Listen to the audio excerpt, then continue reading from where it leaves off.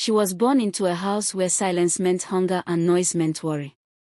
Adaeze learned early how to make herself small, how to smile without asking for much, how to dream without expecting answers.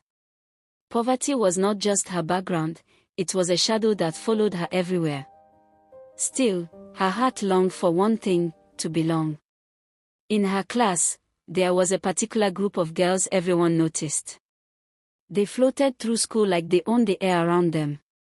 Their lives were sponsored by their parents' money, big phones always glowing in their hands, fresh clothes every week, and stories of places Adaeze had only seen on television. They talked about hotels, parties, and weekends that sounded like movies. Adaeze envied them silently. She hovered around them, close enough to feel included, far enough to remember her place. Before long, she became useful. She ran errands for them during breaks. She copied notes, did assignments for them over the weekends, while they attended parties and came back on Mondays glowing with excitement. They would sit around her, laughing and recounting every detail. And you should have seen the place. The music was crazy. My dad's driver picked us up at midnight. Adaeze listened with shining eyes. Each story fed her hunger to be part of their world. Every time, she begged them softly, "Please, take me with you next time." They laughed it off, until one day, they didn't. "Okay," one of them said casually. "You can come."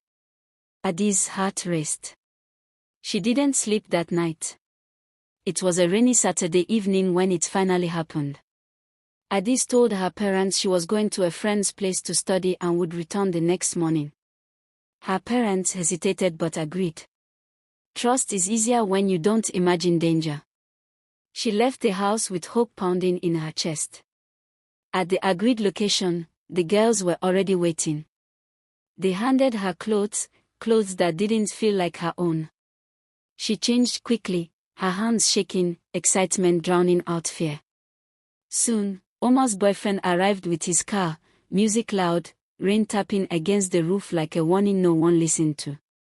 The party was everything Adaeze imagined, and everything she didn't understand. Lights flashed. Music thundered. Laughter spilled everywhere. The girls pushed cups into her hands, urging her to drink. Adaeze had never tasted strong drinks before. She hesitated, but they cheered, teased, laughed. "Don't be boring. Relax, everyone's doing it." She drank, once, twice, until the world began to tilt. Her legs felt weak. Her head spun. Voices became echoes. The room that once felt exciting turned strange and heavy. While the others danced freely, Adaeze struggled to stand, her body betraying her. That was when she realized something terrifying. She was not protected here. She was not valued. She was simply present. That truth had barely settled in her chest when chaos erupted. Sirens sliced through the music. Red and blue lights bled through the windows. The laughter froze midair. Doors burst open, and fear rushed in where joy once lived. Unknown to them, some of the boys at the party had arrived straight from a robbery. They had robbed a prominent man, Chief Ibe, who was contesting for local government chairman. What they didn't know was that the bags of money they carried were marked with a tracking device. The police followed the signal. Straight to the party. Shouts filled the room. Everyone was ordered to sit. Phones were seized. Questions flew like arrows.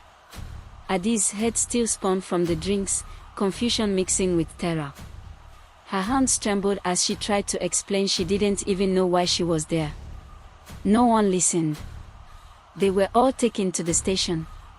Under the harsh white lights of the police station, reality struck harder than the alcohol ever could. The girls huddled together, whispering urgently.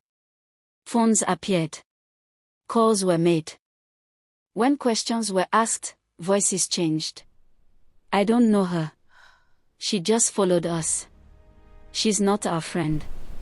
Adaeze turned to look at them, disbelief freezing her tears. They wouldn't meet her eyes. Chioma called her senior brother. He arrived swiftly, confident, familiar with the system. One by one, the girls were released into his care, their fear dissolving into relief. Adaeze remained seated. Alone. No call to make. No influential name to mention. No one to say, "She's with me." That was when it finally dawned on her, not slowly, not gently, but like a slap from truth itself. She had been close enough to serve them.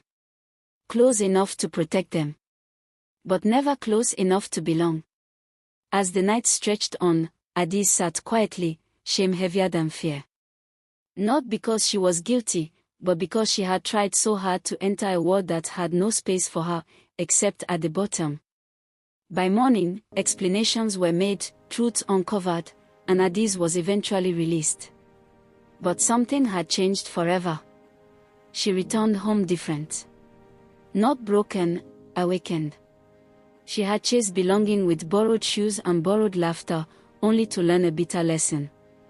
Some circles don't include you, they use you. Some invitations are traps dressed as favors. And some words will never protect you, no matter how hard you try to fit in.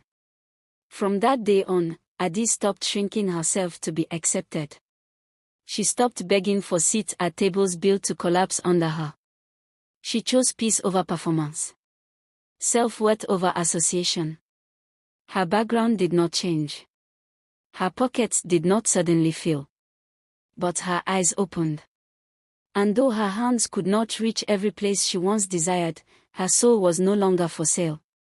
Some lessons are painful. Some are bitter. But this one saved her life. If you enjoyed this story, please don't forget to like, comment and subscribe to this channel as I bring you more interesting stories your way. Bye.